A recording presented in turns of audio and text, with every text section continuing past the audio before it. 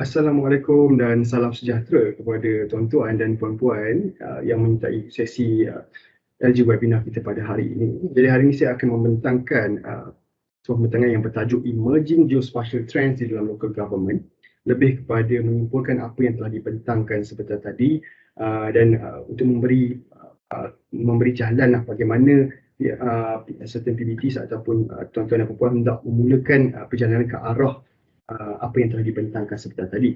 Jadi apa yang saya boleh simpulkan adalah berkenaan dengan Urban Observatory. Jadi macam yang dibentangkan oleh MBJB sebentar tadi, GeoJB itu sendiri actually memfokuskan kepada bandar pintar dan juga Urban Observatory. Jadi apa yang telah ditekankan adalah berkenaan dengan cabaran 8 bulan pelaksanaan GeoJB dan macam mana GeoJB ini adalah memberi kontribusi kepada local urban observatory dalam the whole framework of urban observatory di Malaysia lah.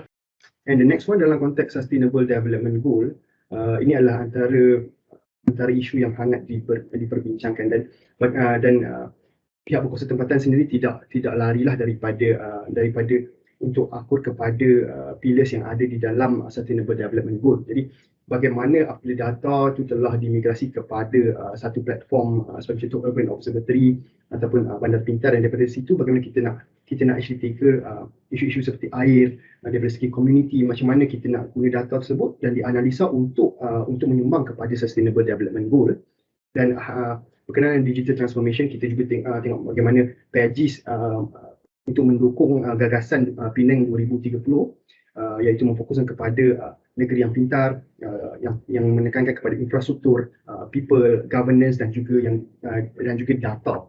So basically GeoJB juga actually menekankan perkara yang sama berkenaan dengan data, yang data ni actually mahal, dan bagaimana untuk mendapatkan data dan juga apa teknologi yang boleh digunakan pakai untuk membuat analisa seterusnya. Jadi Jakarta 1 telah menunjukkan bagaimana pelaksanaan transformasi digital itu dibuat di Jakarta.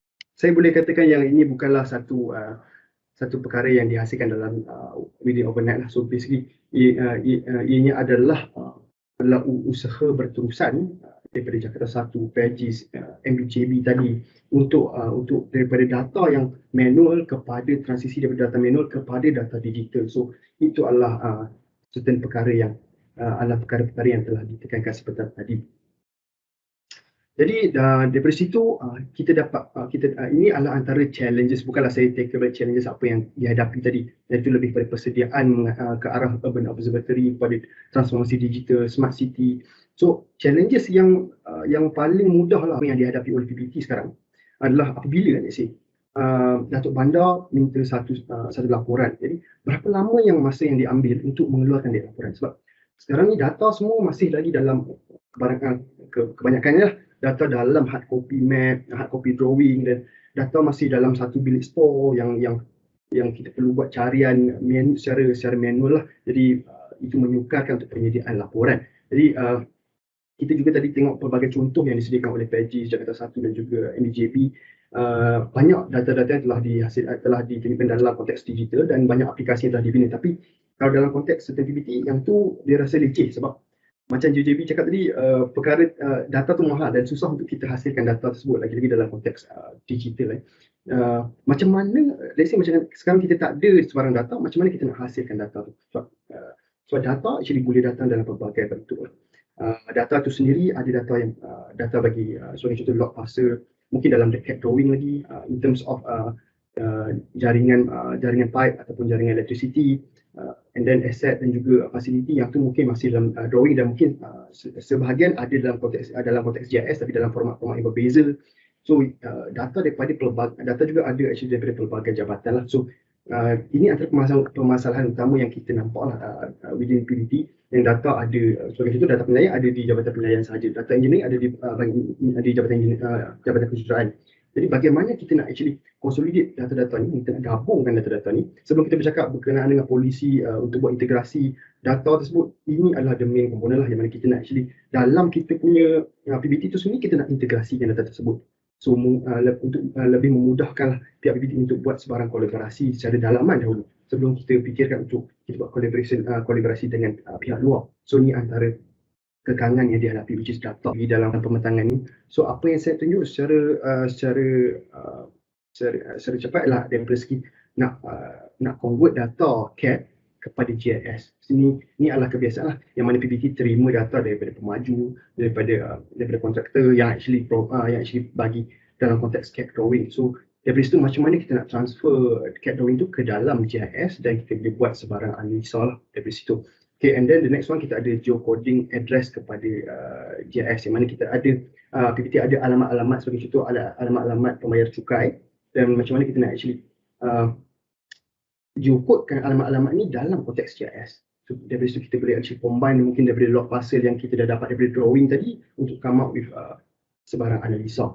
Jadi di sini saya ada a few demonstration, saya ada beberapa demonstrasi. Okay, apa yang tuan-tuan lihat di sini adalah desktop application which is ArcGIS Pro. Jadi daripada sini sebab normally apa yang kita dapat adalah DWG file lah. So kita guna pakai data daripada MPBP Batu Pahat, CAD drawing. Jadi ini adalah salah satu data PBT. Kalau tuan-tuan perasan kat sini, dia load sebagai unknown coordinate system. Ini bermaksud drawing tersebut tak ada sebarang representasi kepada dunia sebenar lah. So bila kita masukkan ke dalam desktop aplikasi desktop, tuan-tuan dan puan dapat lihat di sini yang dia appear di South Africa. So memang tak boleh lah nak buat sebarang analisa bila kita nak overlay dengan data Jupum kan, macam tadi MBJB ada mention tak tally lah data tersebut. So macam mana kita nak actually register data ni kepada sistem koordinat sebenar. So kita ada di CAD layer manage. So bagi CAD punya data, CAD punya drawing, biasanya kita ada all of this functionality yang disusun khas untuk CAD drawing. So kita define the projection untuk register data ni kepada koordinat sistem sebenar.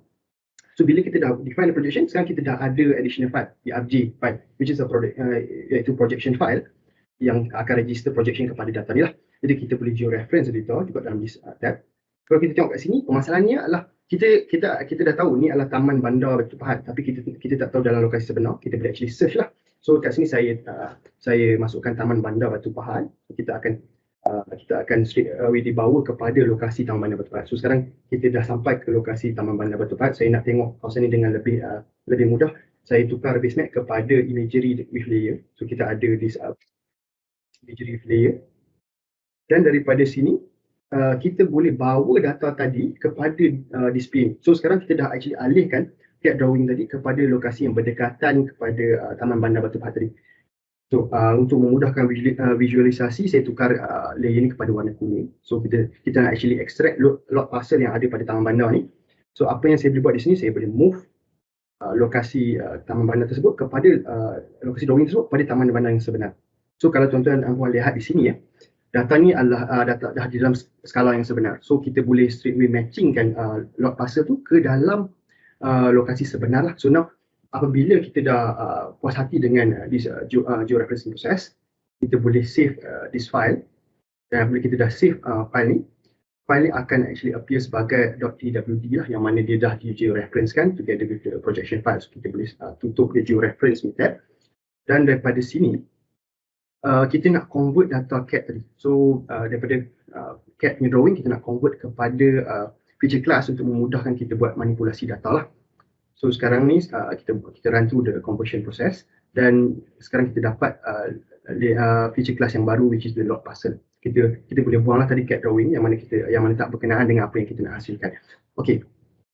So daripada log parcel, kita boleh tengok bila saya buat selection pada data ni dalam bentuk line. So ni bukan data log parcel yang kita nak lah. Kita nak data tersebut dalam konteks polygon. Jadi kita ada tools untuk tukarkan daripada feature kepada polygon. So bila kita masukkan log parcel ni, and then kita run tool ni, kita akan automatically convert line tadi kepada polygon. Jadi daripada situ kita dapatlah log parcel dalam bentuk polygon yang mana sepatutnya untuk representasi log parcel. Okey, sekarang saya boleh tukar color untuk tengok dengan lebih jelaslah berkenaan dengan log parcel ni. Saya akan tukarkan kepada black and white color. Ini bergantung kepada tuan-tuan dan puan-puan untuk visualisasi. So kita dapat lihat feature class ni di dalam yang mana telah diregister kepada koordinat sebenar, which is dah di dalam feature class. Okay, dekat sini juga saya ada data tambahan, which is point address bagi setiap nilai cukai dan juga jenis guna tanah. Which is kita ada nilai cukai dan juga jenis guna tanah di sini. So macam mana kita nak gabungkan data point address tadi kepada data polygon. Di sini kita ada tools khas untuk ini, which is a spatial join. Dan apabila kita guna di spatial join, kita akan actually hantar attribute yang ada daripada point tadi kepada polygon log parcel. Jadi kita dah combinekan data tersebut ke dalam hanya satu jenis data lah. So kita ada a few sets of data untuk yang mana ini memudahkan proses. And then saya boleh actually set the symbology mengikut text value sebagai contoh. So kali ini saya pilih graduated value dan saya pilih jenis yang saya nak visualize adalah dalam konteks teks lah. Right. Dan daripada sini tuan-tuan boleh lihat yang kita ada variasi of color scheme. Ini bergantung kepada nilai estetik tuan-tuan dan puan untuk design color scheme untuk text value punya display saja. Jadi saya pilih color scheme ni untuk mudah saya lihat. Yang mana hijau tunjukkan nilai cukai yang rendah dan merah menunjukkan nilai cukai yang tinggi lah. Jadi calculation ni lebih kepada area calculation, just untuk kita just as a mockup data lah for this demonstration. Jadi kat sini kita dapat lihat yang data-data tersebut kita boleh actually select data yang mana yang kita nak guna pakai. Jadi kalau macam data yang ada text value adalah data yang kita nak guna untuk analisa seterusnya lah. Jadi saya akan select data yang hanya ada text value dan saya akan remove data-data lain yang tadi kita convert daripada drawing tu yang mungkin tidak relevan kepada analisa kita. So jadi sekarang kita lebih kepada data cleaning. Jadi kita dah cleaning the data. Sekarang kita hanya ada data yang available with text value dan juga land use punya type. Ya, tuan-tuan dan puan. Right. Jadi bila saya untick layer-layer lain, basically sekarang kita cuma ada this layer dan sekarang saya nak convert data ni kepada 3D. Saya nak tengok taburan nilai cukai itu berdasarkan tiga dimensi. Jadi sekarang saya boleh tarik dari data picture class yang kita dah generate tadi ke dalam scene, local scene, dan daripada sini kita start untuk extrude the data. Mana kata kita nak naikkan bangun lot parcel tu berdasarkan nilai cukai tadi. Jadi kita nampak kat sini, ini adalah contoh asas lah bagaimana 3D boleh dibuat. Saya dah sediakan satu data yang siap lah, yang mana ada 3D dalam konteks nilai cukai dan satu lagi berdasarkan guna tanah. Hari ini adalah on geocoding, yang mana kita nak geocode data-data address. Jadi address yang saya ada pada hari ini adalah alamat kesemua PBT di Malaysia. So dekat sini yang saya ada sebenarnya dalam 151 PBT, alamat PBT. Dan saya nak register data daripada CSV file ni ke dalam spatial data. So bagaimana kita nak register alamat ni, kita akan guna geocoding capability. Pertama sekali kita load data CSV tadi, yang mana dia akan appear as a standalone table dalam aplikasi desktop. Dan ni contoh tadi table yang kita dah visualize dan kita boleh geocode table tersebut. So kalau tuan-tuan lihat di sini, ini adalah flow, a guided process macam mana untuk buat geocoding. Bagaimana mudahnya tools ni telah disusun untuk memudahkan proses geocoding. Jadi dekat sini kita buat parameterization yang mudah lah, which is kita nak select locator apa nak diguna pakai. Let's say kalau tuan-tuan ada locator sendiri, kita boleh load locator sendiri. Kalau dapat ni kita guna just World Geocoding Service. Dan field mana yang kita nak guna untuk register address tersebut. So kita pilih alamat ni field, and then kita move and then kita select daripada segi preferred location type, kita boleh actually select daripada, dalam konteks address locator lah. So ni akan lebih ke arah registrations on address. So kita pilih data yang kita nak geocode adalah within Malaysia. Dan kategori mana yang kita nak prioritize, which is address, postal dan juga POI untuk this geocoding process.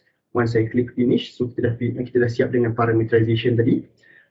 Kita klik run dan now proses geocoding tu telah dibuat lah. So kalau tuan-tuan lihat di sini, geocode tables actually running. Dan dekat sini dalam masa sekejap saja kita dah actually dapat 101 match addresses. Ada certain yang unmatched dan juga type ni disebabkan oleh permasalahan dari segi address lah. Kalau address tu tepat, then kita tak ada masalah sangat on this. So even kalau macam dalam this case pun, kita still dapat dalam 70% accuracy. So sekarang kita dah dapat lihat data CSV tadi kita dah convert kepada this spatial punya data. Alright.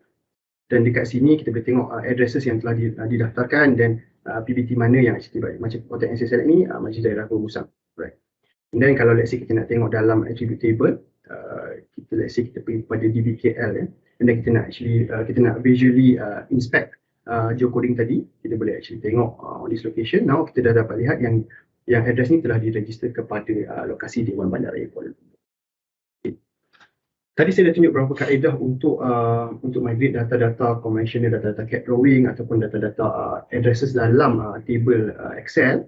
And then bila nak getting started dengan this this CIS, basically SG Malaysia ada a few program lah. Ada beberapa program yang mana kita namakan sebagai Smart Local Government Program. Di sini kita ada package yang meliputi Citizen Program Reporter, City Profiler, Asset Management Dashboard, Tax Collection Dashboard dan juga Lot Parcel Finder. Jadi ini ada 5 aplikasi template yang kita dah sediakan untuk kita bantu PBT come out dengan produk awal lah untuk ke arah Smart Local Government ataupun sebarang inisiatif tadi Urban Observatory ataupun Digital Transformation. Jadi ini adalah 5 program utama yang kita tawarkan untuk come out with, untuk getting started with this initiative. Jadi for this demonstration saya akan go through dashboard yang kita ada di sini. Okay. Ini adalah salah satu contoh tax collection dashboard. Bagaimana tuan-tuan dan puan-puan tadi pun MBJB ada tunjukkan dengan tax collection dashboard macam mana kita boleh actually tengok berkenaan dengan berapa banyak jumlah cukai, bilangan cukai, berapa banyak akaun yang ada dalam satu-satu kawasan. Dan dekat sini kita boleh buat analisa berkenaan dengan status cukai dekat taman mana yang actually paling banyak hutang cukai. Jadi kita boleh actually fokuskan kepada area-area tersebut. Dan kalau tuan-tuan dan puan-puan perasan juga dashboard ini adalah interaktif lah, yang mana parameter yang ada di dashboard ni actually adalah dynamic bergantung kepada kawasan mana yang kita nak fokuskan. Jadi sebagai contoh saya nak tengok kepada kawasan ni dan saya nak tengok siapa yang actually masih ada hutang tertunggak berkenaan cukai. So dekat sini kita boleh actually tengok dalam konteks senarai akaun cukai, and then dekat situ kita boleh dapatkan juga daripada konteks senarai bayaran cukai tertinggi lah. Ini memudahkan Jabatan Penilaian untuk dapat most of the information dalam satu konteks aplikasi web yang dapat dikongsikan juga kepada pihak pengurusan sebagai contoh untuk sebarang laporan. Jadi dalam konteks ni kita ada satu medium untuk komunikasi antara operasi dalam Jabatan Penilaian bersama-sama dengan pihak pengurusan. Ini adalah salah satu contoh yang ada di dalam Smart Local Government Program. Jadi berbalik kepada slide pembentangan saya tadi. Seterusnya pihak kami ada di Local Government GeoHub yang mana kami sediakan satu hub yang kita simpan semua sampel aplikasi ataupun dashboard berdasarkan department. Dan kesemua aplikasi dan juga dashboard ni juga datang daripada pelbagai sumber lah, daripada customer sedia ada di luar negara yang boleh digunakan sebagai rujukan kepada PBT untuk tengok apa inisiatif yang boleh dibuat. Jadi dekat sini saya akan tunjukkan contoh bagi kita punya Local Government GeoHub. Ini adalah kita punya Local Government GeoHub developed by SG Malaysia. Even PBT sendiri bila dia dah ada RCS Enterprise, dia boleh actually come out dengan inisiatif page yang sama. Ini adalah satu website yang mana kita boleh tengok yang mana kita dah pecahkan Smart Local Government Development Initiative berdasarkan jabatan-jabatan. So di dalam sini juga kita ada Smart Local Government Program yang mana kita dah list down, yang mana tuan-tuan boleh actually go through apa yang ada within this Smart Local Government Program.